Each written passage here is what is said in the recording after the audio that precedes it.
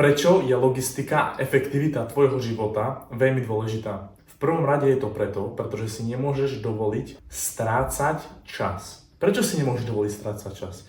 Nemôžeš si dovoliť strácať čas kvôli tomu, pretože čas je to najvzácnejšie, čo máš. Nie sú to ani peniaze, nie, je to čas. A poviem prečo. Nikoho nezaujíma, keď budeš mať 80 rokov a staneš sa milionárov. To absolútne nikoho nezaujíma. Čiže tu si treba uvedomiť, že čas je najviac vzácna vec. Čas je veľmi dôležitý. Nemôžeš strácať čas nejakými nezmyselnými vecmi. Niekto povie, efektivita a nejaká logistika, to je, nie je to jedno. Je to veľmi dôležité. Je to veľmi dôležité, pretože nesmieš strácať čas. Čas je strašne dôležitý. Čas je strašne dôležitý. Ja keď som bol na strednej škole, myslel som si, že strašne veľa času je dní. Teraz nemám čas na nič a mám toho strašne veľa. A môj čas je cenný a tvoj čas je cenný tiež. Takže je veľmi dôležité si uvedomiť, že nemôžeš strácať čas. Preto je logistika tvojho života a efektivita tvojho života veľmi dôležitá. Poviem teraz jeden citát, ktorý povedal Napoleon Bonaparte. On to povedal troška inak, ja to poviem svojimi slovami. Peniaze sa budú dať vždycky zarobiť, ale keď príde čas, už ho nevrátiš späť. Takže to znamená, aj Napoleon Bonaparte to povedal a povedal, že miesto alebo nejaká pôda, priestor môžem dobiť späť, ale čas nedobijem späť nikdy. Čas sa mi nikdy nevráti. To povedal Napoleon. A v mojom prípade to napríklad znamená, že ja veľakrát v mojom živote zaplatím za istú vec len kvôli tomu, aby bola spravená rýchlejšie. Pretože chápem, že peniaze viem zarobiť, ale čas neviem vrátiť späť. Preto to je veľmi dôležité. Čo myslím tým, keď niekto stráca čas? Čo myslím, že tieto zbytočné veci? Týmito vecmi uvediem pár príkladov sú varenie si jedla, chodenie do reštaurácie na dennej báze, byť v zápche, stať s autom v zápche niekde, cestovanie do gymu, rozprávanie sa s ľuďmi, ktorí absolútne ti neprinášajú nič do života a konverzácia je úplne zbytočná. Pranie, upratovanie, žehlenie a všetky tieto zbytočné veci. A teraz, čo všetky tieto veci, ktoré som vymenoval, majú spoločné podľa teba? Tieto veci, ktoré som vymenoval, majú spoločnú jednu vec. To, že si upratáš izbu, to, že si upratáš tvoj byt, to, že si upratáš auto, ťa nijak neposunie bližšie k tvojmu cieľu. Pretože určite tvoj cieľ je zarobiť viac peňazí. Kto by nechcel zarobiť viac peňazí?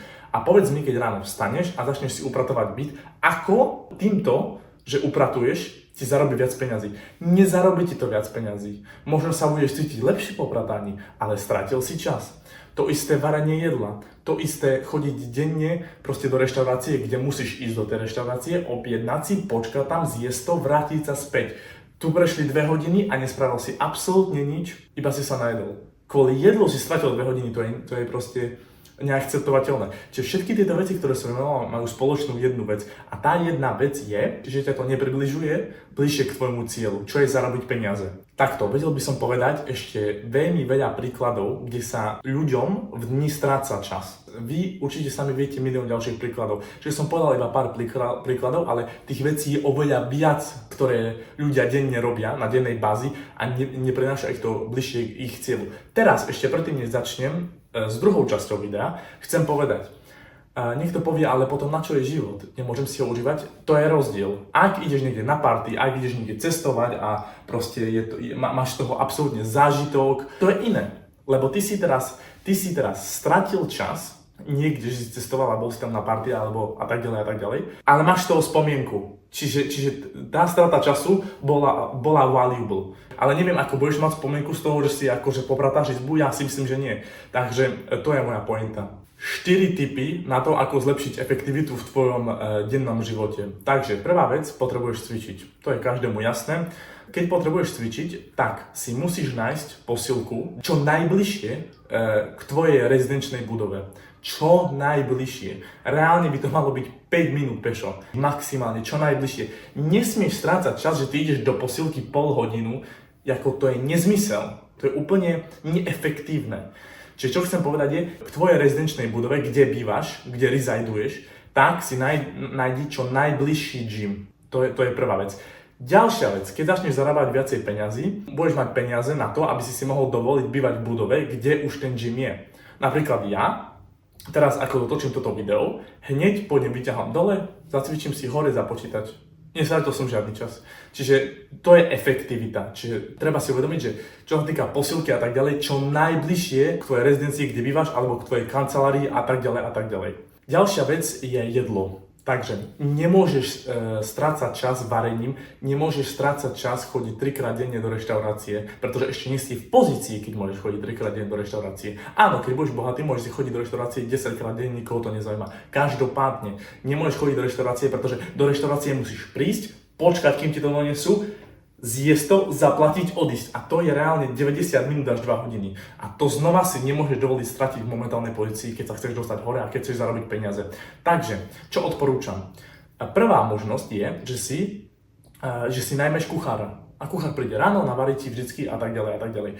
Druhá možnosť je, proste si nájdi frajerku. Je to taký problém? Je to taký problém si nájsť frajerku a bude ti variť? Super, takže tu máme dve možnosti. A takto, keď nemáš tieto dve možnosti, že nemáš frajerku, nájdi si ju, a ak nemáš peniaze na to, aby si najmol kuchára, tak musíš si objednávať jedlo. Teraz povieš, ale objednávanie jedla každý deň je drahé. Áno, je to drahé, ale ušetrí ti to čas. Takže, čo tým chcem povedať je, ako by to malo vyzerať v perfektnom scenáriu, napríklad ako to mám ja. Sedím za počítačom, pracujem, riešim, pracujem, jedlo je na stole pripravené, idem z počítača za stôl, zjem, idem za počítač.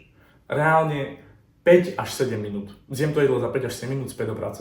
1000 kalórií. Takže tak by to malo byť s jedlom. Ďalšia vec, čo sa týka upratovania, žehlenia, prania a tak ďalej. Znova, dve možnosti. Upratovačka, najmúť si upratovačku, ak nie, znova, nájdi si ženu. Určite na to nemôžeš strácať čas. Proste neexistuje, že ty budeš upratovať proste hodinu. Hodina z tvojho dňa bude upratovanie, to neexistuje. Proste ak nemáš frajerku, hovorím, nájdi si a ak nie, fakt to musí byť upratovačka. OK, povieš, že OK, upratovačka stojí peniaze, ale znova sme pri tom istom probléme, že OK, že dám za upratovačke peniaze, ona mi popratá. Ja som ušetril čas, lebo čas sa nedá vrátiť späť. Čiže to je tak k upratovaniu. Ďalšia a štvrtá vec. Nestrácaj čas zbytočnými konverzáciami s proste ľuďmi. Ahoj, ako sa máš? Dobre sa mám. O čom to je? Proste nie, proste k bodu teraz hneď, proste nestrácame čas. Chceš niečo od niekoho? OK, napíš to presne ako to je, teraz to chcem. Absolútne nestrácaj čas týmto. Že proste ahoj, jak sa máš, no budem tam. Nie, nemá to zmysel, žiadny. Takto, ešte poviem ďalšie 4 tipy. To sa skôr aplikuje na celkový život, dokonca aj na biznis. Takže prvý bod. Ak máš nejaký problém momentálne v živote a nevieš ho vyriešiť hneď teraz, odignoruj to.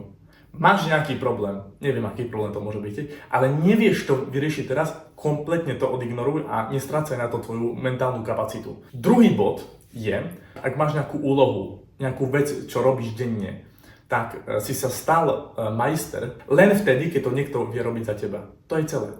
Si majster v tom tasku len vtedy, keď to niekto vie robiť za teba. Tretí bod je veľmi dôležitý a znie takto. Väčšina rozhodnutí, ktoré vo svojom živote spravíš, správ veľmi rýchlo. Nehovorím všetky rozhodnutia, ale väčšinu rozhodnutí, ktoré spravíš vo svojom živote, správ rýchlo.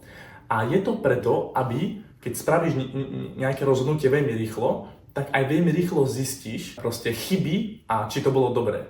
Čiže to znamená, že urobíš nejaké rozhodnutie v biznise, proste skúsime nejakú túto vec, OK, tak to skúsiš, povedz, áno, ideme hneď do toho. A keď tam budú nejaké problémy, hneď vieš tie problémy, hneď ich vieš opraviť. To je ten speed.